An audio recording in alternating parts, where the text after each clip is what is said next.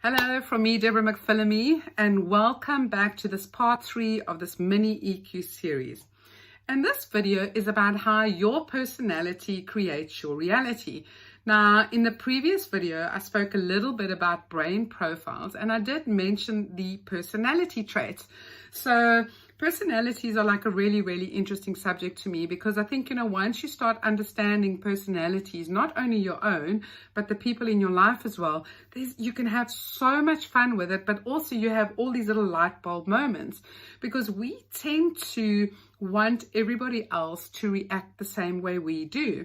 And that is when we have these clashes in our relationships. So whether they're your relationships at home with your partner, with your children, with your colleagues, with your business people, but because we all have a different way of reacting to the world and to life, when we don't understand these different personality traits, this is when we have the conflict and we have these constant clashes in personality. And that's why you'll often find that your best friends, or the people that you get on with mostly, are the people who are very similar to you, because we're very attracted to people who are just like us, because it makes life so much easier, doesn't it? When you don't have to work at a relationship or a friendship, because they just get you, because they just like you. And that's why you'll find that often the people that you spend the most time with are people who are very similar to you. They are very much like you, like-minded.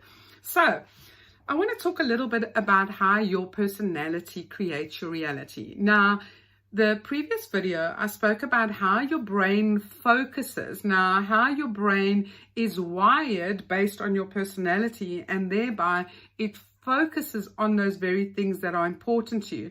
So if you think about your personality as your own little creative juju that you can use to create your reality, that is basically what it does, because you attract people into your life based on your personality. And not only does your brain's wiring make up your personality, but as I mentioned in a previous video as well, it's about what you have adopted from other people. Now, I mentioned in that previous video that how we adopt things into our life based on what we like. So if you have seen how somebody else reacts to your sibling, right, and they're being all cutesy, and people are laughing at them, you're going, oh, I like that, they're getting attention for that, I want to adopt that. So you kind of try and bring that into your personality, and sometimes we succeed at it and sometimes we don't. But what few people know is that we also have a lot of weaknesses when it comes to our personality. Now, what do I mean by that? So if you have a personality trait, and like I mentioned yesterday, so for instance, like I'll use myself as an example because then I won't offend anybody. But I am a high D, which means that I'm very determined. I can be seen as very dominant, very strong-willed, and there's a lot of good things about that personality type, because it means you're a leader, you take risks, you're willing to take risks, you know what you want, you know where you're going, so there's a lot of strengths. But the weakness of that personality is that when you become stressed, or when you are in an environment that doesn't suit your personality, it really can make your life very difficult. So let me elaborate on that a little bit. So every personality has got weaknesses. Now, in my case, for instance, if I had to work for a boss who was very similar to me, and who was a leader, who was possibly also very forceful, also very strong, you would have these clashes. But also, if I ended up in an environment that didn't suit my personality, it would make my life very difficult, because I wouldn't be able to perform well. I might start getting anxiety, I might start getting fatigue, headaches, whatever. It doesn't matter, because your body will react to that stress. So it's very important for you to know how to tune into the strengths of your personality, because if you don't know the strengths of your personality and where you fit in and what job or what sort of partner is ideal for you, the weaknesses of your personality will come out when you are in the wrong environment.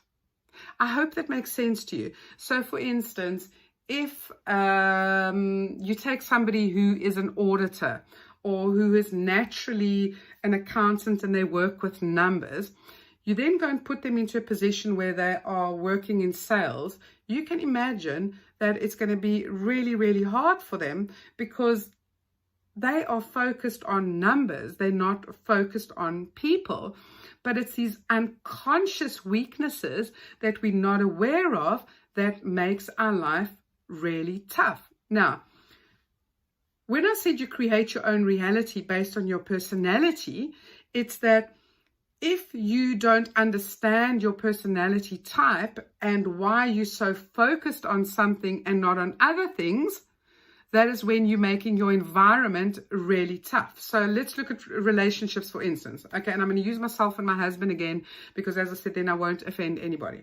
So with my husband being a high C person, which means very critical, as I said, engineer, and his personality is all about, he's got to get the task done. He's very focused on the task at hand. And what that means is, the opposite side of that means that he doesn't think relationships are important or that he needs to work on it. Or should I say that's who he used to be until he understood all of this.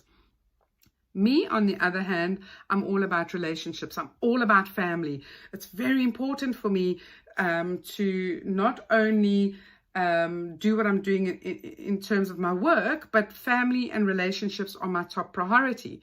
So if we take my husband, who's completely focused on the task and not people, what that means is he is creating an environment where his family or the people in his life feel neglected, feel unloved. There's no connection, or there's not enough connection.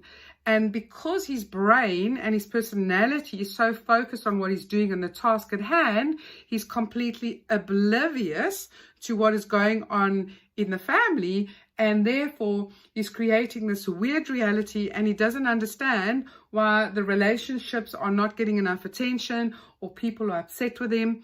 But there is a part of him that longs for it, but he can't understand why. He can't understand, but why am I not seeing my friends? Why am I not seeing my family? Because he hasn't given any attention to his family or to his friends. He hasn't picked up the phone. He hasn't had a play date. He hasn't, to say it in a nice, gentle way, he hasn't arranged to see his family or to see his siblings or to see his friends, because his brain is so focused on the task at hand. And then when he's sitting quietly on a Saturday night, he's going, why am I feeling so lonely? Why haven't I seen anybody? So as I said, so he was creating this weird reality and couldn't understand why. And it comes down to not only his brain profile and the way his brain functions, but his personality that is in line with it, but also what he was focusing on. And often we're very, very unconscious about these underlying factors that are at play. We're not even aware that they're at play. And that is why I'm so passionate about emotional intelligence, because it's when your emotions are telling you that something is wrong that you suddenly become aware of your reality and you start questioning. Because how else would you know? How else would you know if you're lonely? How else would you know if something was going on, if your feelings weren't telling you? So they really are an incredible gift that we have been given by birth. I mean, we're all born with feelings and emotions, and being able to tune into those feelings and go, okay, well, I am feeling lonely. I'm not seeing my friends. I'm not seeing my family. Why is that? And then you can start connecting the dots. Now, I know in this video, it sounds a little bit more complicated than what I intended it to sound, but once you start studying human behavior, because, you know, I don't just teach about emotional intelligence. I'm really, really passionate about the brain, personalities, human behavior in general, psychology. It's just that I want people to know that all of that ties into your emotions, because you do everything based on your emotions. It makes sense then to understand them and to be able to label them and identify them, because then you can figure out the rest of your life. They are going to be your very first indicator of something not being right in your life.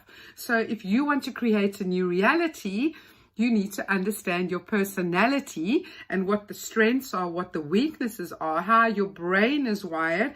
If you would like to rewire your brain, because that is very possible, but we go into that in depth in my my advanced program. But you can do that. You can change your reality by changing your personality and the way you identify yourself.